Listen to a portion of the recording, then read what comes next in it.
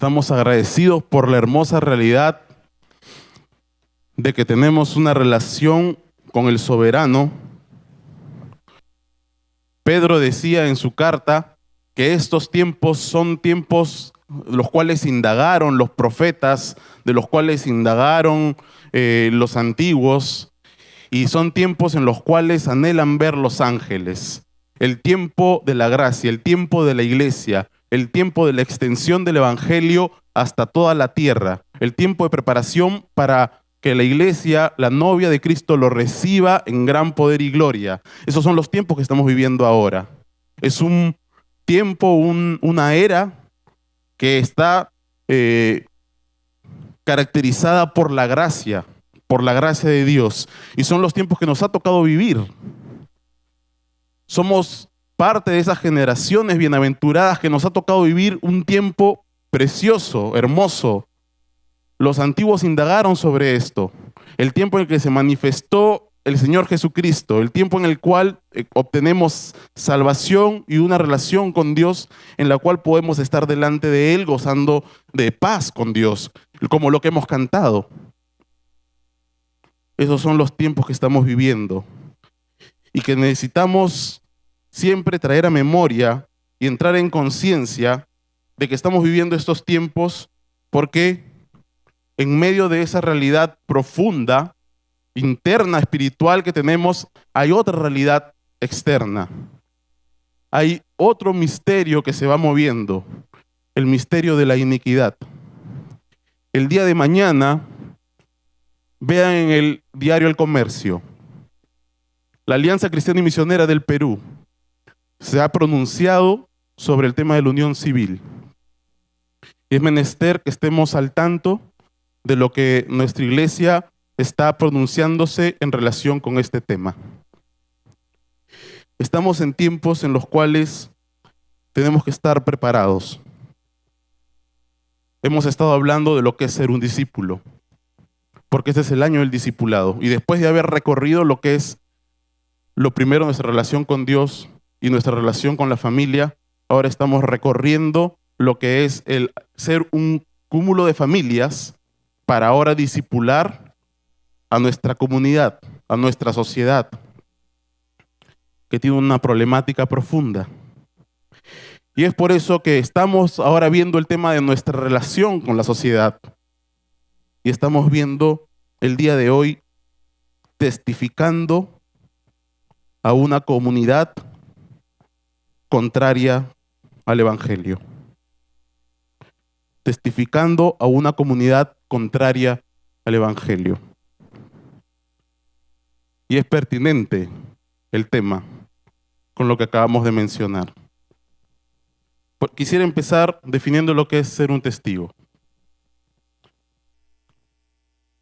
La palabra testigo en el griego viene de lo que es la palabra martus, que es la raíz de la palabra que ahora nosotros usamos para mártir. Y es porque llegó un momento en el cual ser testigo y ser mártir para la iglesia eran sinónimos. El uso de la palabra llegaron a tener el mismo significado. Porque si recordamos, desde que se comenzó a predicar el evangelio, desde que se comenzó a ser testigos de Cristo, Juan y Pedro en el libro de los Hechos fueron llevados a las autoridades religiosas del tiempo y se les prohibió categóricamente hablar de Jesucristo. Ellos dijeron que juzguen ellos a quién se debe obedecer, o a Dios o a los hombres. Y fueron, por supuesto, flagelados y salieron gozosos de haber tenido el privilegio de sufrir por Cristo. Y desde ahí a Esteban y a toda la historia de la iglesia siempre ha habido esta realidad en lo que significa testificar. Solamente para que podamos entender la realidad que vive la iglesia universal. Porque los mismos padecimientos que tenemos nosotros se van cumpliendo en la iglesia, en el cuerpo de Cristo, alrededor de todo el mundo. En estos últimos 10 años, hermanos, escúchenme, en estos últimos 10 años, más gente ha perdido su vida por causa del testimonio de Cristo que en los 2000 años anteriores de la historia de la iglesia. Juntos. En los últimos 10 años. Porque la iglesia a nivel mundial está pagando con su vida el hecho de ser testigos.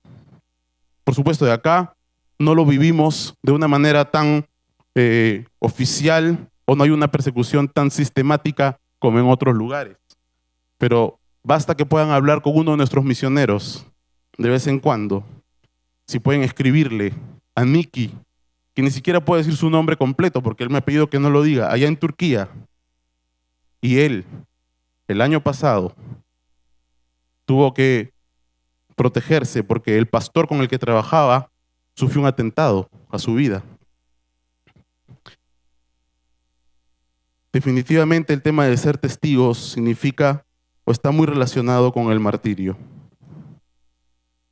Es así que llegamos a cómo Dios en su palabra anima a su iglesia. Y en ese corazón de pastor, y en ese corazón de cuidado por su iglesia, le escribe a la iglesia de Cristo en la epístola de Primera de Pedro, donde Pedro, al ver esta situación, en los años finales de Nerón, cuando ya había no una persecución sistemática, pero sí una serie de acosos, burlas, desprecios, maltratos, rechazos y varios tipos de escarnio contra la iglesia, de forma no oficial, pero sí de forma velada, ¿no?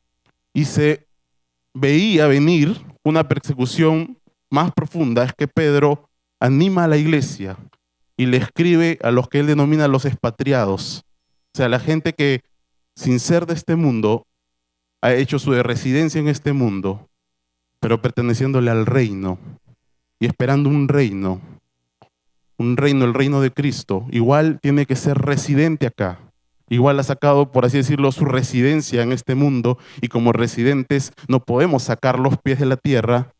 Tenemos que vivir aquí en esta sociedad, pero sin aferrarnos a esta vida, sin atesorar lo que tenemos acá, porque sabemos que pertenecemos a otro reino. Pero viviendo para acá, pero sin aferrarnos a esta vida de acá.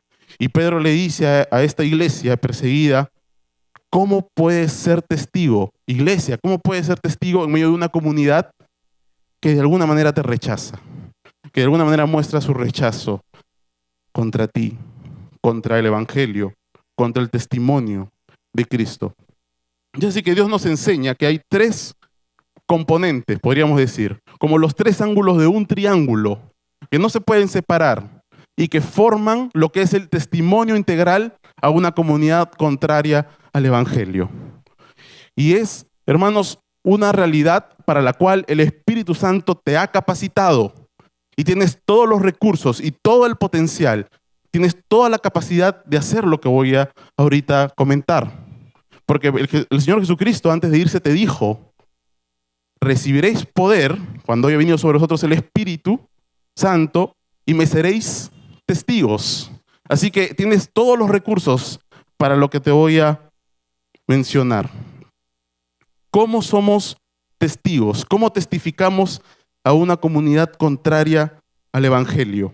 ¿Cómo manifestamos el testimonio del Señor Jesucristo y lo testificamos adecuadamente? Y el primer componente o la primera parte de este testimonio es mediante una manera de vivir ejemplar.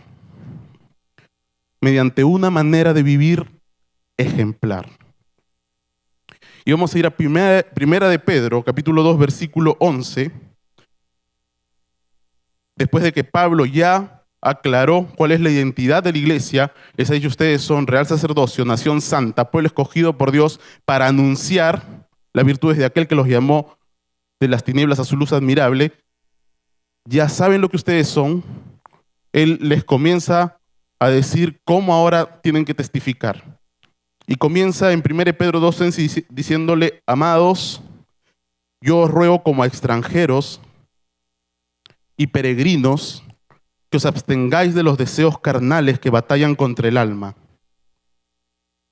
manteniendo buena vuestra manera de vivir entre los gentiles, para que en lo que murmuran de vosotros como de malhechores, glorifiquen a Dios en el día de la visitación, al considerar vuestras buenas obras. Lo primero que Pablo le recuerda a la iglesia del Señor es su identidad. Ustedes son amados. Queridos hermanos, amados hermanos, ustedes son amados. Y no son amados por cualquier persona, sino nada más y nada menos que son amados por el Señor Jesucristo y por el Dios Todopoderoso. Él les ha provisto todo el amor que ustedes necesitan. Están realizados en su amor. No crean las mentiras del enemigo. Ustedes tienen todo el amor que necesitan en Dios. Ustedes se han realizado en amor. Tienen todo el amor disponible. Esa es su identidad. Esos son ustedes. Pero no solamente consideren lo que son como amados, sino también son extranjeros. Yo os ruego como a extranjeros y peregrinos.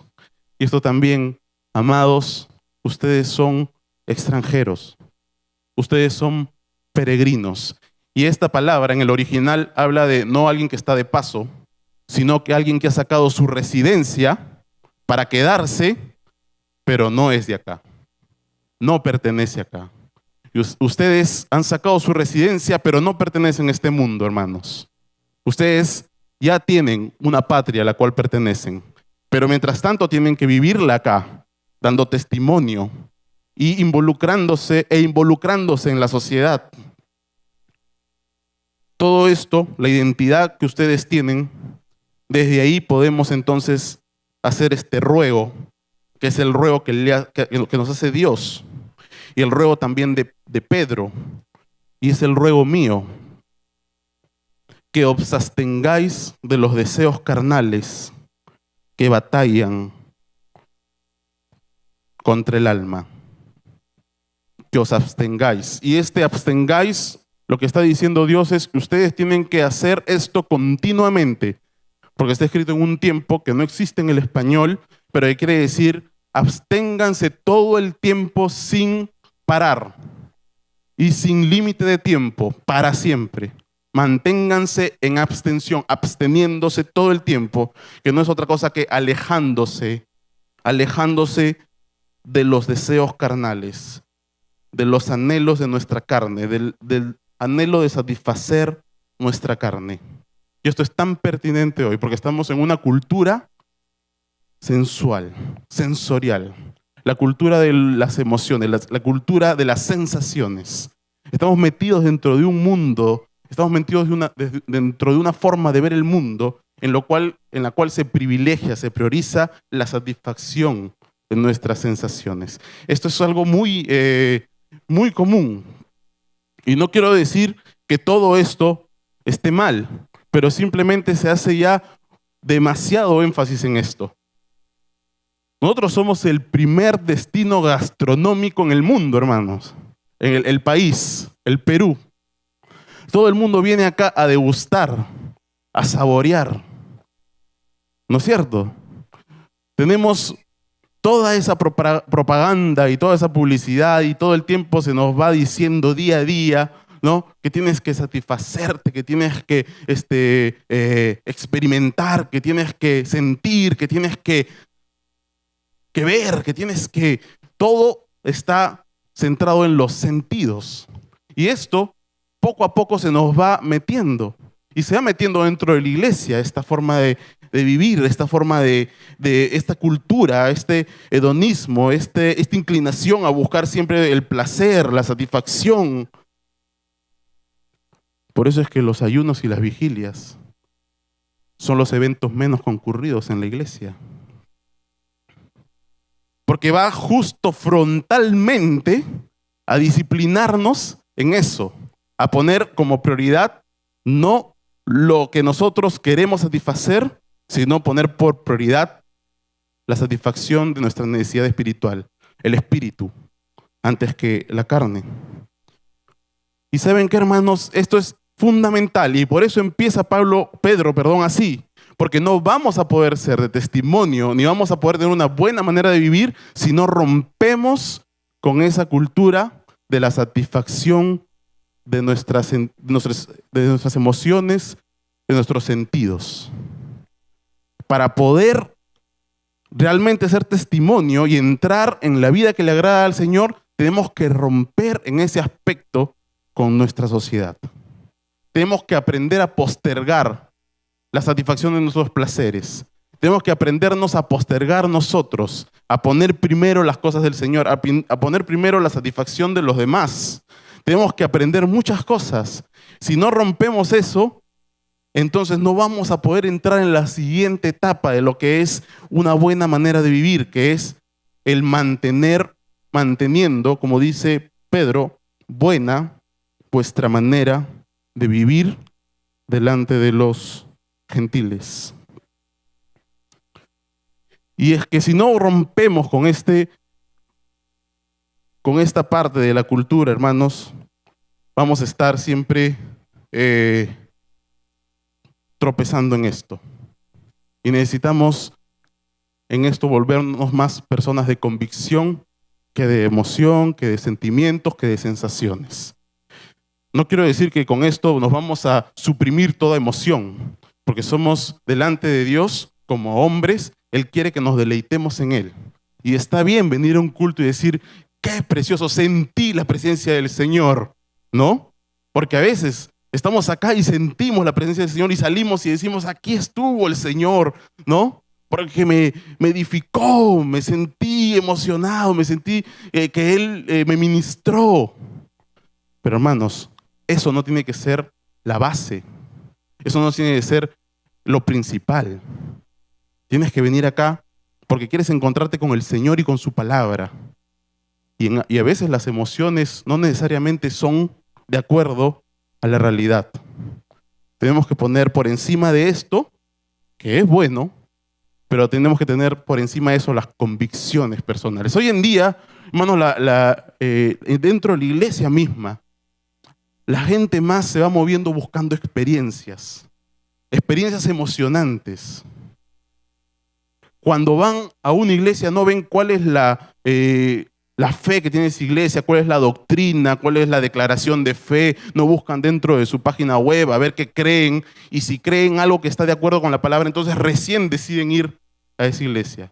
Muchas veces en la iglesia se está dando que los creyentes se están moviendo más por cómo van, ven y si se sienten bien, se quedan ahí.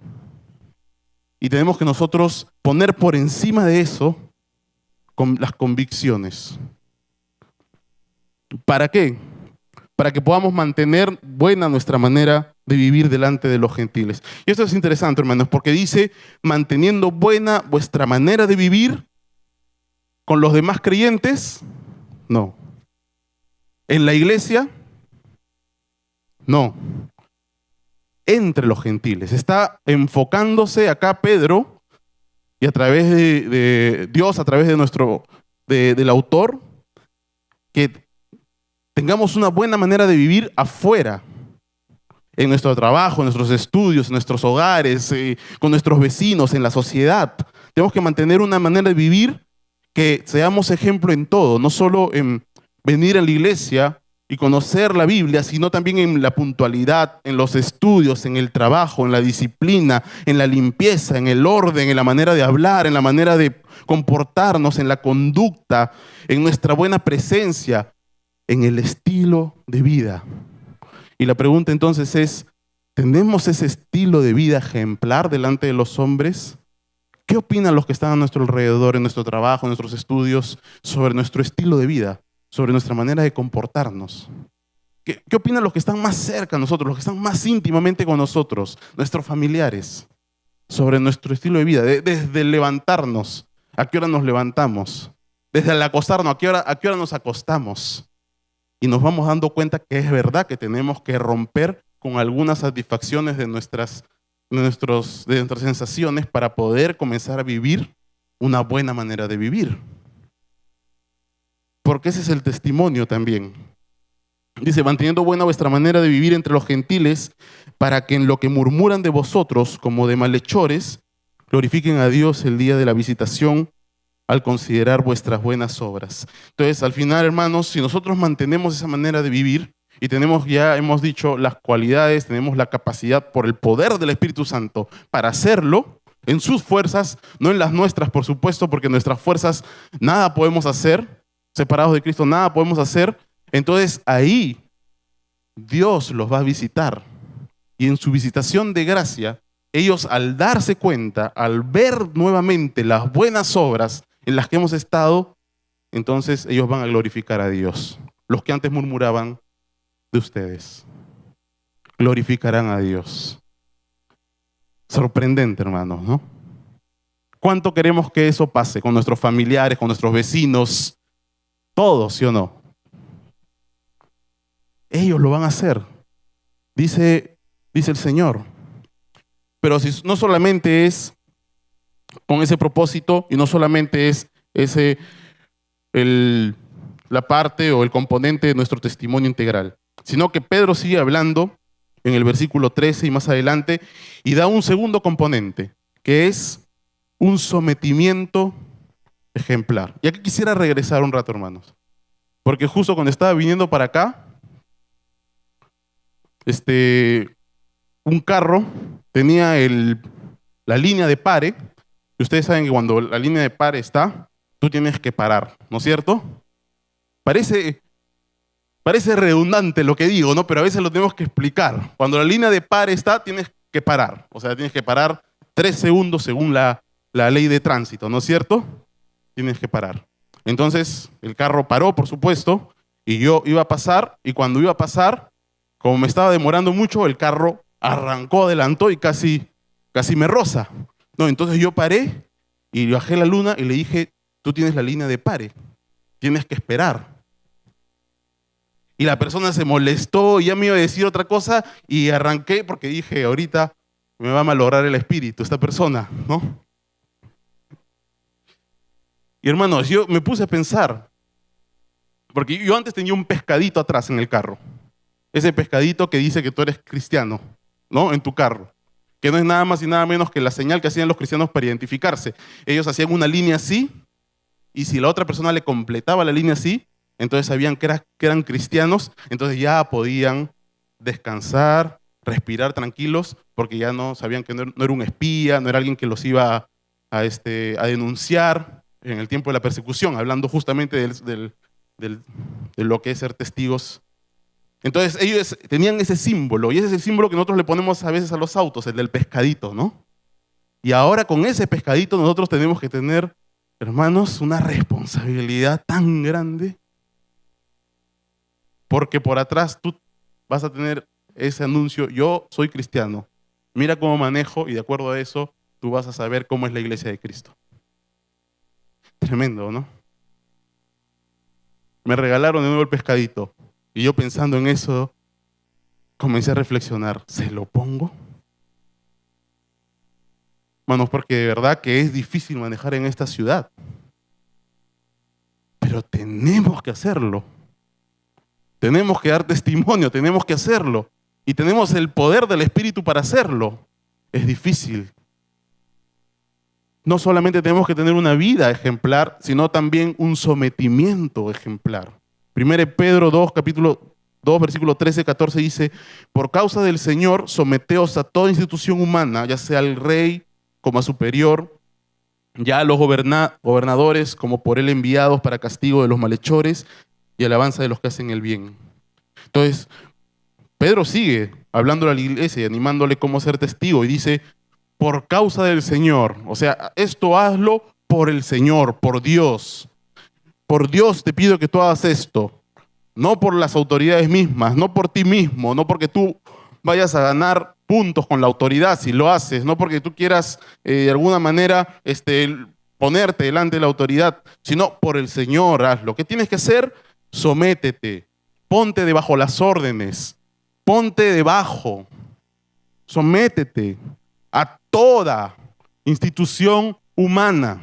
Y cuando dice institución humana, dice a toda la institución, en el original dice a toda creación humana, a todas las instituciones que han sido creadas por los hombres. ¿Por qué? Esto es interesante, hermanos, porque nosotros creemos que solamente nos tenemos que someter a Dios y a las instituciones que Dios crea. Pero las instituciones que los hombres crearon, ¿por qué nos vamos a someter a ellas? Bueno, pues Dios también esas instituciones las bendice, porque han sido creadas para respetar el orden de la sociedad, para poder vivir en sociedad. Y tenemos que, por el Señor, someternos a una institución que es humana. Pero nosotros a veces tenemos este pensamiento y es un poco sutil, pero tenemos que tener cuidado, hermanos, en pensar que como somos espirituales, podemos estar por encima de las instituciones que son humanas. No, hermanos, no es así. Tenemos que estar por debajo de las instituciones humanas. Por supuesto, eso tiene su límite. Como ya dije, Pedro y Pablo, cuando estuvieron delante del concilio, dijeron, ¿a quién vamos a obedecer? Juzguen ustedes, ¿a ustedes o a Dios? Entonces hay un límite. Pero mientras no, esas instituciones no te obliguen, no te estén mandando ir contra Dios, literalmente tú tienes que someterte. Tienes que someterte a la SUNAT, al presidente, a nuestro excelente señor presidente, porque la palabra de Dios dice como a superior, como a excelente, al rey. Y ahí Pedro da dos ejemplos, al rey, al gobernador. ¿Y saben qué necesario es esto, hermanos? Si nosotros nos remontamos hace un año atrás, ustedes pueden acordarse de lo que pasó cuando nosotros vimos a un policía, que supone que es la autoridad, siendo apedreado delante de los hombres. Los hombres lo apedreaban, hasta lo querían matar. ¿Cómo te sentiste ahí? ¿No sentiste indignación? ¿No sentiste celo? ¿No sentiste dolor por tu país? Diciendo cómo la autoridad se ha denigrado, cómo el hombre ha perdido el concepto de autoridad aquí. Ya no se respeta a nadie ni a nada.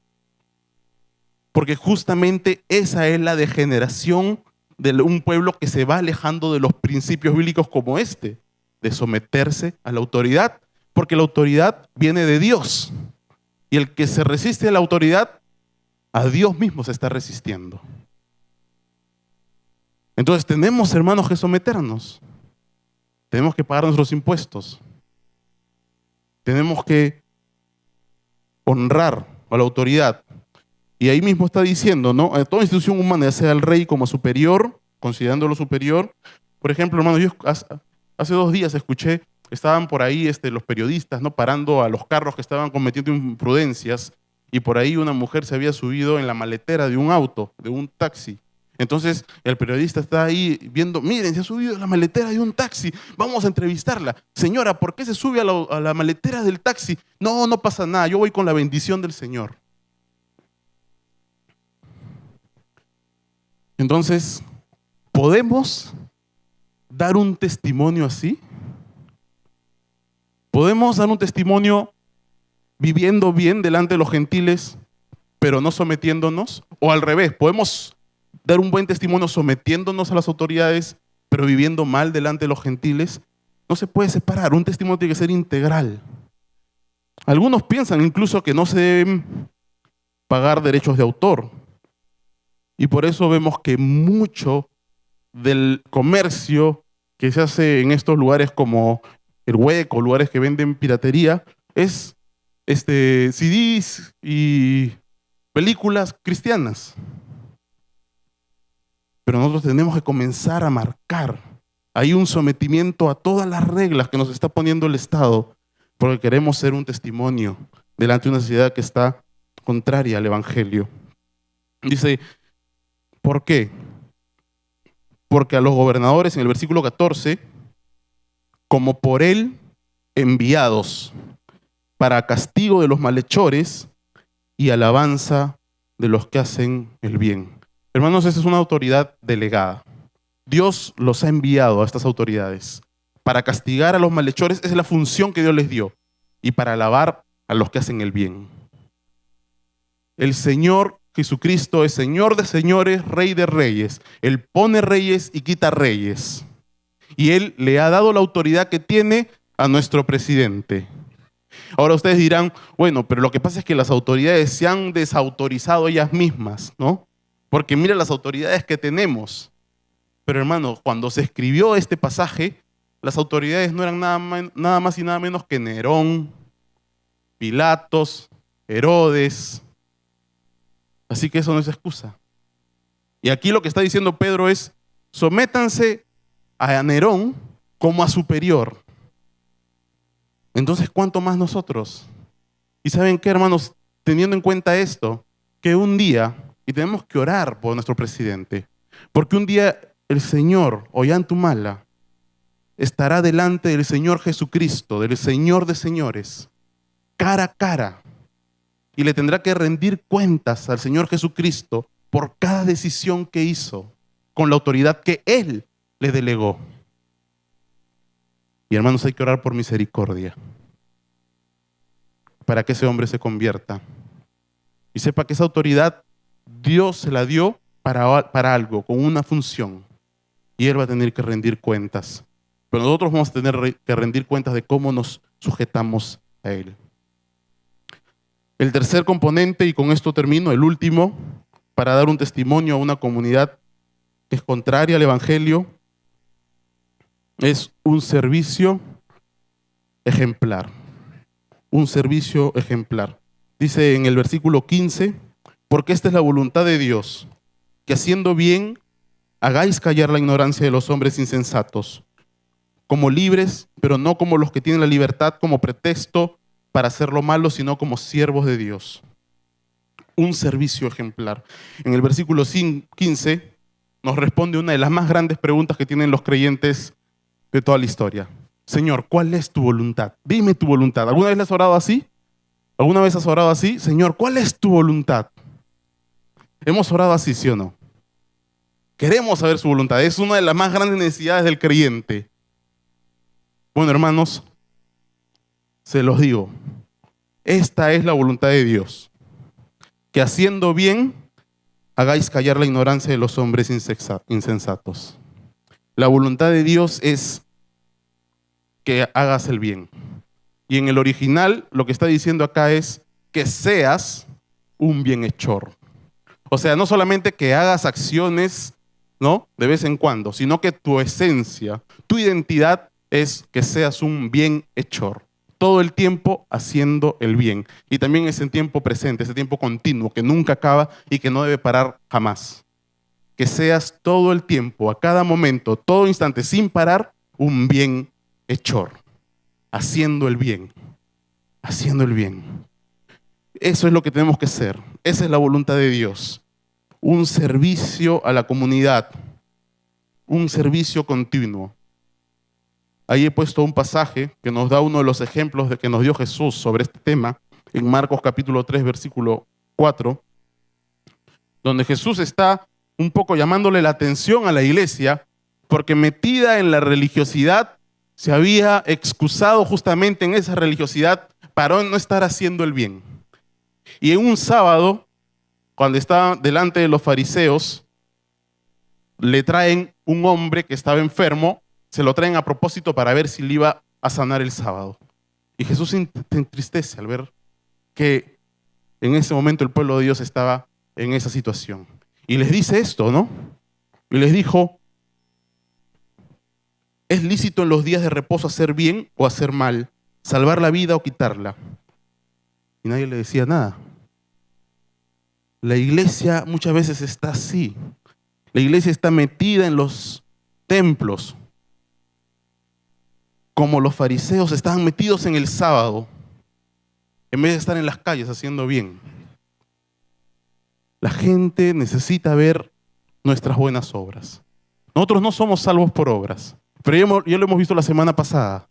Pero la gente necesita ver nuestras buenas obras para ser salvos también. Porque el testimonio que nosotros damos es lo que ellos van a tener como referencia de quién es Jesucristo. Entonces, tenemos que entender que la voluntad de Dios es esta, haciendo el bien. Hermanos, ustedes saben cuántos centros de rehabilitación, cuántos albergues para niños, cuántos auspicios para ancianos, cuánta gente en los hospitales. ¿Saben qué, hermanos? Necesitamos ir a esos lugares. Todo el tiempo. Ese tiene que ser parte de nuestra vida. Tiene que ser parte, tenemos que encarnar hacia Jesucristo. Tenemos que ir donde, ¿saben qué? En la cárcel, los presos, muy difícil que se rehabiliten. Más como están las cárceles hoy día, muy difícil. Tú puedes ir ahorita al penal del Lurigancho, caminar por el pasillo y ver la gente que se está drogando delante de ti a plena luz del día. Ahí alguien entra y o termina drogadicto, o termina con SIDA, o termina peor que cuando entró. ¿Y qué estamos nosotros diciendo? Es la responsabilidad del gobierno, que ellos los rehabiliten. Muy difícil. Pero si un creyente va y les predica la esperanza de Jesucristo, teniendo todo el poder del Espíritu Santo con el que ha sido capacitado, y lo lleva a los pies de Cristo, esa persona se va a rehabilitar. ¿Dónde hay más responsabilidad? ¿En los que tienen todos los recursos para hacerlo o en los que no tienen cómo hacerlo? Hermanos, de los centros de rehabilitación, hablando justamente de esto de someterse a la autoridad, hay más de 400 centros de rehabilitación, aproximadamente. ¿Saben cuántos de esos centros de rehabilitación son legales, son formales, o sea, tienen el aval del Estado? 2. O sea, quiere decir que hay 398 centros ilegales, informales. ¿Se van a rehabilitar? Los albergues. Ya se ha descubierto que cuando un niño entra a un albergue, pierde las habilidades para hacer relaciones profundas, porque está cambiando de mano en mano y al final la persona crece con esa deficiencia. Entonces, el Estado se ha dado cuenta que lo que necesita un niño es una familia, no un albergue. Pero ¿qué pasa? No hay familias. No hay familias. ¿Y qué familia más, con más recursos que una familia cristiana, para poder llevar a ese niño, aunque sea un año? ¿Y saben qué? El Estado te paga por hacer eso incluso, aunque sea un año, para que ese niño ve por un año eso, y eso le va a quedar toda su vida. Y de grande, ese va a ser el ejemplo que va a usar. Porque va a recibir algo que nunca tuvo de repente. Hermanos, somos llamados a eso, a ser bienhechores. Dice que cuando hagamos esto, vamos a hacer callar la ignorancia de los hombres insensatos. Y aquí el término que se usa es, vamos a ponerles como un bozal. Ese es el término que se usa en el original. ¿Por qué? Porque la gente va a decir, de la iglesia va a decir de todo. Y eso es lo que se viene, hermanos, el lunes. Acuérdense, el lunes van a comenzar a decir de todo, de ese comunicado. Pero eso va a decir la gente, pero todo el mundo tiene que ver otra cosa. La gente va a decir todo el tiempo A, pero el mundo va a ver de nosotros B. La gente va a decir de nosotros que somos homofóbicos, que no tenemos amor, que no somos tolerantes, pero tiene que vernos en los hospitales, dando nuestra vida en amor por ellos. Yendo ahí, tiene que ver eso. Entonces se van a callar, porque ellos van a decir, no los aman, y nos ven ahí, en los hospitales dando la vida por ellos. Van a decir, son intolerantes, y nos ven con ellos, buscándolos, yendo donde ellos. Pero ahora no lo ven. Por eso es que a cada rato están con ese talán, ¿no? Nosotros tenemos que comenzar a salir más. Y ahora quiero que me interprete bien esto, porque lo digo con mucho cuidado. Hermanos, quisiéramos que estén más tiempo fuera de este edificio. Y luego con mucho cuidado. Porque no estoy diciendo que dejen de venir, ni que dejen de estudiar la Biblia, pero a todo eso tienen que agregarle ir a esos lugares. Es nuestra responsabilidad. Dios nos comisionó. En el gran juicio Él va a estar delante de ustedes y va a decir, cuando estuve enfermo me fuiste a visitar, cuando estuve en la cárcel me fuiste a visitar, cuando tuve sed me diste un vaso de agua. Y tú le dirás, pero Señor, yo nunca te di un vaso de agua, nunca te fui a visitar en la cárcel. Y Él te va a decir, cuando fuiste a visitarlos a ellos, a mí me visitasteis. Por eso ven y entra, amado mío. ¿Quieres eso del Señor? Amén, ¿sí o no? Y a eso Dios nos ha llamado, porque Él quiere una vida plena para ti. No quiere nada más un cristianismo de domingo, no quiere nada más un cristianismo filosófico, idealista, quiere un cristianismo real, quiere que seas un bienhechor. Entonces la gente ya no va a poder hablar. Porque va a ver que toda la iglesia está haciendo, está en B, por así decirlo. Hermanos, todo esto se resume en una conclusión, porque Pedro sigue hablando y termina con esto, esta parte o este pasaje o esta etapa de lo que él está diciendo. Todo se resume en el versículo 20 y 21. Pues, ¿qué gloria es si pecando sois abofeteados y lo soportáis? Mas si haciendo lo bueno sufrís y lo soportáis, esto ciertamente es aprobado delante de Dios. Pues para esto fuisteis llamados, porque también Cristo padeció por nosotros, dejándonos ejemplo. Cristo te dejó ejemplo. ¿Para qué? Para que sigamos sus pisadas. Qué ilustrativo, hermanos. Donde puso su pie, ahí pongamos el pie nosotros. Lo que Él hizo, eso hagamos. Eso fue lo que Jesucristo nos dejó ejemplo. Para que nosotros también seamos ejemplo, tengamos una forma de vida ejemplar, tengamos un sometimiento ejemplar y tengamos un servicio ejemplar. Para que entonces el mundo crea. Amén. Tienes toda la capacitación del Espíritu Santo para hacerlo, hermanos. Hazlo. Vamos a orar.